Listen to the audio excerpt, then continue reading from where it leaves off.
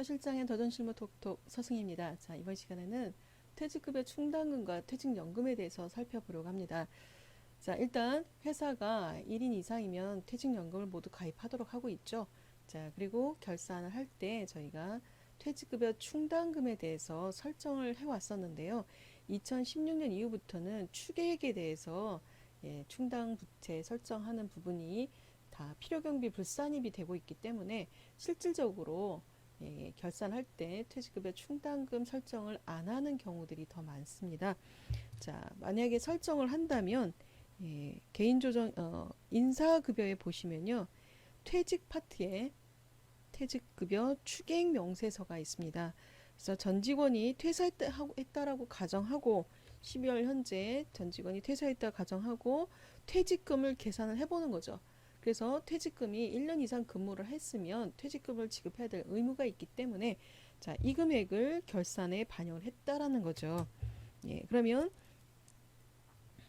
퇴직급여 충당부채 전체 합계가 이렇게 있는데 자, 이 금액이 전기 이전에 퇴직급여 충당부채를 설정을 해왔다면 차변에 퇴직급여 대변에 퇴직급여 충당부채인데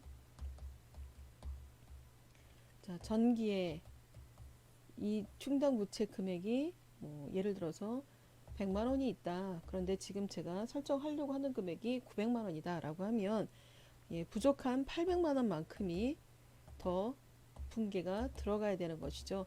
자, 그런데 전기에 100만 원이 있었고 여기에 올해 800을 더 했기 때문에 올해 누적해서 900만 원이 충당부채가 된다라는 것이죠. 이게 이제 충당부채를 설정할 수 있는 개념인데요. 자, 그리고 종업원이 퇴사하게 되면 퇴직급여 충당부채에 누적된 이 금액에서 먼저 지급을 하도록 그러면 차변의 퇴직급여 충당부채 대변의 현금 이런 식으로 지급할 때 분계가 나갈 수가 있습니다. 자, 그런데 이제 퇴직급여를 이렇게 비용처리를 해놓게 되면 법인세법도 마찬가지고요. 이렇게 퇴직급여 충당금 설정하면서 퇴직급여 충당 비용으로 처리된 부분은 지금 추계액에 의한 금액이 전부 0%로 설정 대상 금액이 없습니다. 한도가 없습니다. 그래서 추가된 800만 원을 전체 다 불산입을 비용으로 인정을 안 하겠다. 이렇게 갈 수밖에 없다라는 것이죠. 그래서 설정해놓고 부인당하느니 아예 설정을 하지 말자라고 하는 게 일반적인 경우고요. 그럼에도 불구하고 우린 설정하겠다고 한다면 차변의 퇴직급여, 대변의 퇴직급여 충당부채 분계할 수 있고요. 추가 설정하려고 하는 이 금액만큼 저희가 결산자료 입력에 금액을 넣고 자동 분계를 통해서 분계를 완성해 날 수는 있습니다.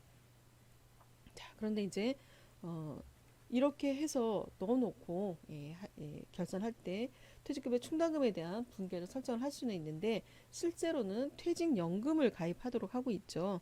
그러니까 퇴직연금이 이제 두 가지 종류가 있어서 퇴직연금이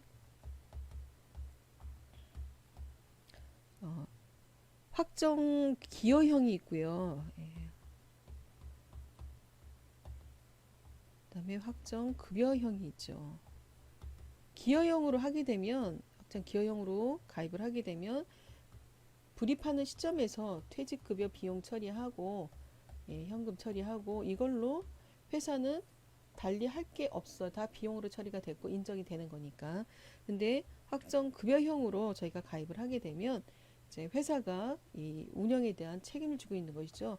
그래서 퇴직, 연금, 운영, 자산으로.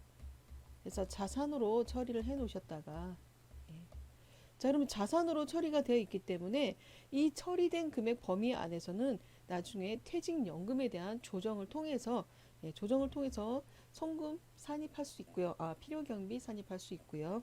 그다음에 퇴직연금에 대해서 저희가 결산을 하면서 퇴직연금 운영자산 자산으로 설정 이미 불입된 게 있기 때문에 이제 퇴직